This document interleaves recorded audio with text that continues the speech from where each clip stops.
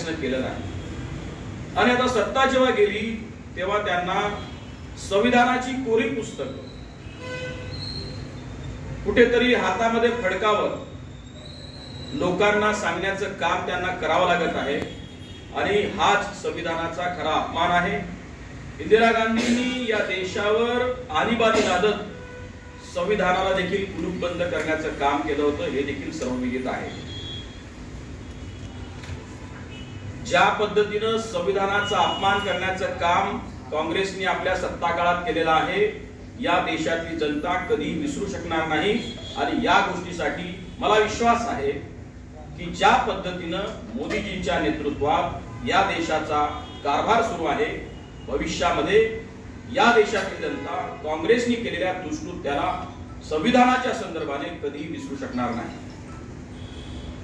या संविधानाचा प्रचार प्रसार व्हावा, त्यातल्या योग्य गोष्टी योग्य पद्धतीने, त्यातल्या सगळ्याच गोष्टी योग्य आहेत, परंतु त्या योग्य पद्धतीने या देशातल्या जनतेपर्यंत पोहोचत्या होणं अत्यंत आवश्यक आहे। परमपूज्य बाबासाहेब डॉक्टर आंबेडकरांनी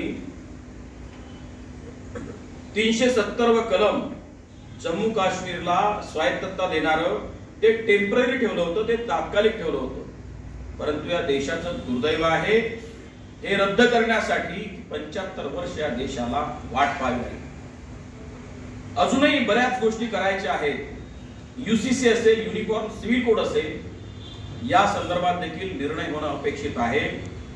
ते देखील अजूनही धर्माच्या आधारावर, हे लक्षात घ्या, धर्माच्या आधारावरचं आरक्षण संविधानाला मुळात मान्य नाही आणि तरी देखील तशाही पद्धतीचं लादण्याचं काम अनेक राज्यांमध्ये, विशेषत्वाने काँग्रेस शासित राज्यांमध्ये किंवा इंडियन अलायन्सच्या जे काही पक्ष ज्या राज्यांमध्ये सत्तेत आहेत तशा राज्यांमध्ये झालेला आहे।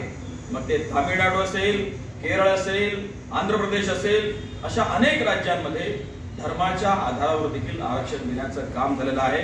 ही संविधानाची अवहेलना आहे।